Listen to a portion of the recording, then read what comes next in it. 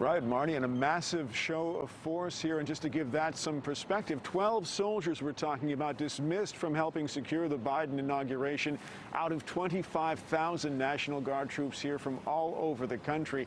At least 2 of them, we're told, were already in the Capitol when this decision was made and were sent home. With respect to comments about extremism, let me be clear. Extremism is not tolerated in any branch of the United States military. One day ahead of the Biden inauguration, a dozen National Guard members have been removed as the FBI screens for security red flags. The Guard telling NewsNation, citing operational security, that it does not discuss the process or the outcome of vetting. But defense officials say 10 soldiers were removed for reasons that did not involve extremism. And just the very short answer to that is that the vetting process obviously is working. More troops pouring into the district today. This is Joint Base Andrews, just outside Washington. These arrivals are from Missouri, Iowa, and Minnesota.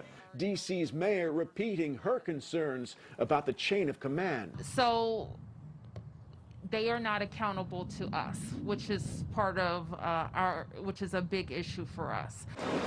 Vetting of soldiers securing an inauguration is normal but enhanced now because of the attack on the Capitol. Numerous veterans in the mob have been arrested, including a current member of the Virginia National Guard. The American people have demonstrated that they will not allow mob violence to go unanswered. The Guardsmen play an important role here, maintaining a security perimeter that stretches for miles around the Capitol, White House, and national monuments. Most are armed with rifles, with magazines of ammunition on hand, but not in the weapon. We're going to partner with the Secret Service and the FBI and others to ensure that we're all doing everything we can. We're all rowing in the same direction, and that is to ensure that the President-elect and the Vice President-elect have a safe and secure inauguration tomorrow at 12 noon. And as we come back out here live to the nation's capital, just a bit more of that massive show of force. So right now, streets are closed down, bridges are closed all around the Capitol.